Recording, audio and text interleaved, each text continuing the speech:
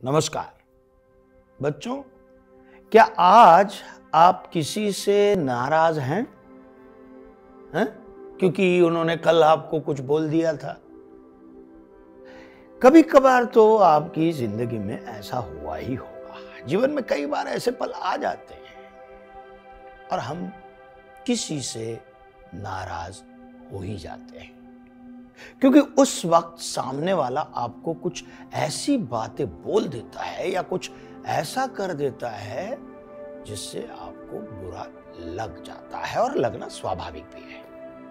और ये सही है, क्योंकि इससे आपके आत्मसम्मान को, या ये कहते हैं कि आपके स्वाभिमान को ठेस लग जाती है। और ये कोई गलत बात नहीं है, लेकिन प्रॉब्लम तब आ जाती है जब ये नाराजगी आपके ऊपर एक बोझ बन के रह जाती है। जी हाँ, क्योंकि एक तो आप उससे नाराज हो, ऊपर से ये बात को दिल में लगा कर बैठे हो, मुझे ऐसा कहा, मुझे वैसा कहा, बुरा कहा, उसने क्यों ऐसा कहा, जो अंदर ही अंदर आपको परेशान करती जाती है। इसका सबसे ज्यादा नुकसान आपकी मानसिक स्थिति पर पड़ता है, और ज्यादातर लोगों को ये नहीं मालूम कि माफ करने का मतलब क्या है और इसके फायदे क्या क्या है। आपको पता है कि सामने वाले को माफ ना करके आप खुद को ही बहुत बड़ी सजा दे रहे हैं। जी हाँ, जब आप किसी को माफ नहीं करते तो वो बात आपके दिमाग में घर कर जाती है, और इस तरह आप नकारात्मक विचारों से घिरते जाते हैं। बच्चों, मनुष्य के जीवन में क्षमा का बहुत बड़ा महत्व है। अगर कोई इंसान गलती कर दे और उसके लिए तुरंत माफी मांग ले तो सामने वाले का गुस्सा काफी हद तक दूर हो जाता है।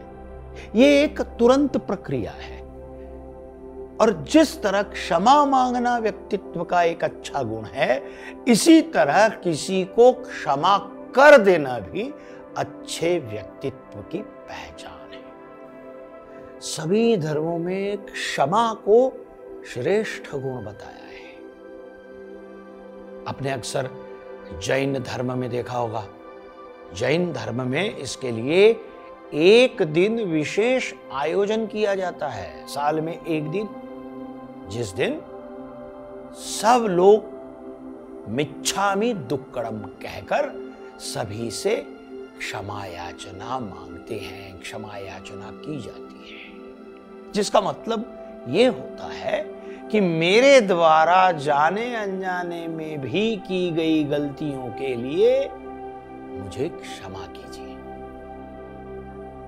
भगवान महावीर स्वामी जी ने क्षमा मांगने से अधिक क्षमा करने को महान बताया है। एक दिन किसी वन में भगवान महावीर स्वामी तप कर रहे थे। उसी वन में कुछ चरवाहे अपनी गाय और बकरियां चराने आए हुए थे। सभी चरवाहे अशिक्षित थे, वे तपस्या के बारे में कुछ भी नहीं जानते थे। चरवाहों ने महावीर स्वामी को बैठे हुए देखा। वे नहीं जानते थे कि भगवान महावीर स्वामी तप कर रहे हैं। चरवाहे भगवान महावीर जी के साथ मजाक करने लगे, लेकिन भगवान महावीर स्वामी जी अपने तप में मग्न थे। चरवाहों की बातों से उनका ध्यान बिल्कुल नहीं टूटा। कुछ ही समय में आसपास के गांव में ये बात फैल गई। गांव में कुछ विद्वान भी थे जो भगवान महावीर स्वामी को जानते थे। वे सभी तुरंत ही वन में उस जगह पहुंच गए जहां भगवान महावीर जी तप कर रहे थे। जब वहां लोगों की भीड़ जमा हो गई तो भगवान महावीर स्वामी जी ने अपनी आंखें खोली। गांव के विद्वान लोग चरवाहों की गलती पर भगवान महावीर स्वामी जी से माफी मांगने लगे। अब लोगों ने भगवान महावीर स्वामी जी के लिए वहां एक कमरा बनवाने की बात कही और साथ ही उन चरवाहों को सजा देने की मांग की, जिससे कि कोई आगे से उनकी साधना में बाधा न पहुंचाए।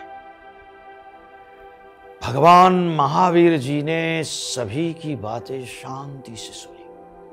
उन्होंने कहा, ये सभी चरवाहे भी मेरे अपने ही हैं। हर अपराध पर सजा देना उचित नहीं है।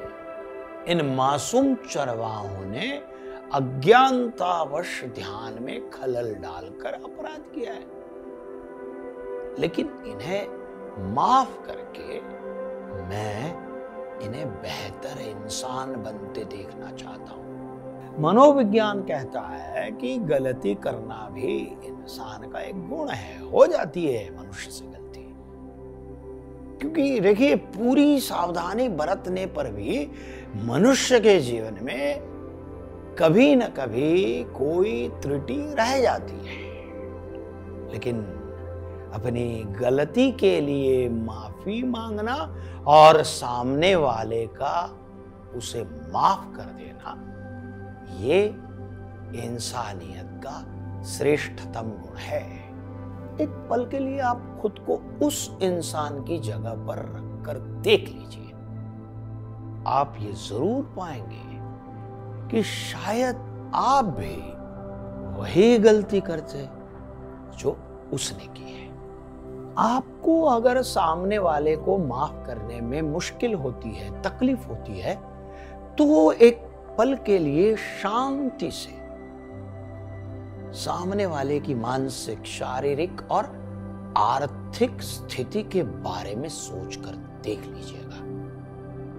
हो सकता है आपको यह पता चले कि जो उसने किया है वो उस समय वही करने के लिए सक्षम था। उसके पास और कोई रास्ता ही नहीं हो सकता है, इसलिए शायद उसने किया हो। हमें हमेशा परिस्थिति की गहनता को समझना चाहिए। हमें हमेशा परिस्थिति को गहनता से ही समझना चाहिए। इसलिए जिन व्यक्तियों के पास क्षमा का गुण है, वे हमेशा प्रसन्न चित्त रहते हैं और उनके शत्रु भी नहीं होते। धन्यवाद।